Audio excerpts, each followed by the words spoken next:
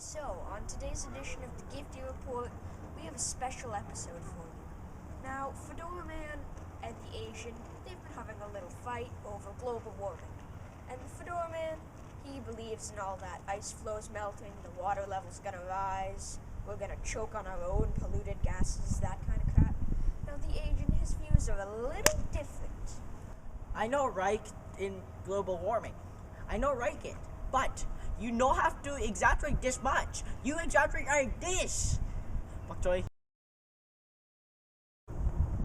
There's a big commotion about the oil sands because some guy started saying, hey, look, here's some sand, and if you squeeze the sand, I've got oil here. I'm gonna cook a chicken with it. Anyway, I'm not sure whether the oil sands are bad. I mean, they make money for Canada, and Canada is nothing without the oil sands. But we don't want to ruin everything. I said way too many likes, but we don't want to ruin everything that's in Canada. It's like, God, keep our land glorious and free, but also give us money by destroying it. You're smiling at that. So, yeah, I can just imagine what it would be like to live near there. Like, people in Ontario complain about windmills making this whoosh, whoosh, whoosh, whoosh, whoosh sound all day. Well, imagine living near the tar sands, people. We need more oil. Sorry, Mr. Harper.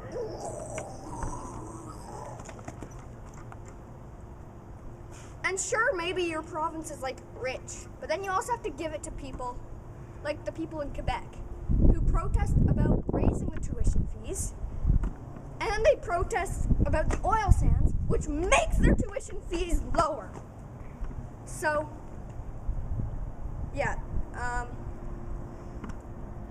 anyway, I think for now, nuclear electricity is still the way to go, even though that has nothing to do with oil. Honestly, people are like, we've got an energy crisis. We do not have a freaking energy crisis. We have a fossil fuel crisis. Honestly, well, we can't buy solar panels. The sun hits the earth. Every bit of earth has seen the sun. You can put solar panels wherever people don't walk. So we could put a solar panel right here. Sure, it may not get as much sun as if we had put it on the roof, but still. Well, what about windmills? Hello?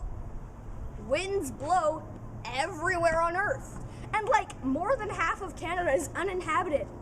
Windmills much? And, well, what about dams? Okay, let me break it down for you. 70% of Earth is covered by water. 70%, right? Yes, 70%.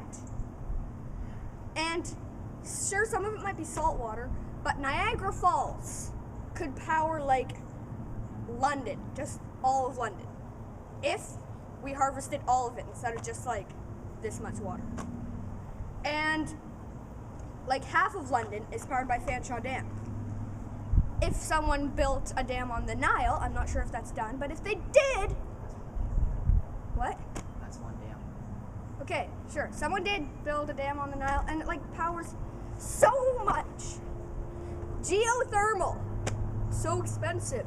Well, if you put some money into it, it's not it's not like in Africa the Earth is heated below you, but in Canada it's not.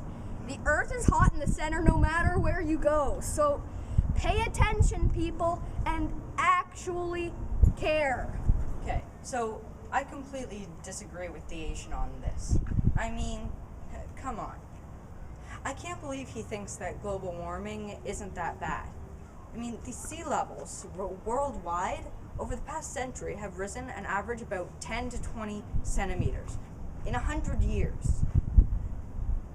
Each year, that's about, on average, 3.2 millimeters a year. That's a lot of sea levels. That's actually putting many coastal cities like Venice, at risk of being flooded a lot. And, well, then there's all of the emissions that are causing this, the UV rays to go through the ozone layer. I mean, come on. Bike more. The emissions from cars, each year worldwide, 4,160,000,000 metric tons of carbon dioxide are being released into the atmosphere. 4.16 billion! That's just crazy! Crazy! Crazy, I tell you! This morning, the Asian was a little incapacitated. He ate too much bok choy in his stir fry, so I'm going to be speaking on his behalf about the environment. So everybody's exaggerating this global warming stuff way too much. I mean, 3.2 millimeters every year? That's this much. Even over 100 years, that's only about 30 centimeters. It would take at least 400 years to have any effect on coastal cities, except for Venice, and who cares about Venice? That's right, nobody. Nobody cares about Venice. They can move for all we care. And you know how there are 400 billion metric tons of waste and carbon dioxide in the air? There are 4 billion cars on the road. That's only a ton for every car. That's not that much. That's about as much as the car weighs. That's not that much. It's about as much gas as the car uses. That's a pretty good ratio of fuel to emissions. People can't keep exaggerating this because there's nothing to exaggerate, people. So, Toronto has banned plastic bags. I mean, what the heck? That is crazy. Plastic bags have been a normal part of our life for so long. And now municipalities everywhere, like Los Angeles, Seattle, Toronto, and soon Vancouver.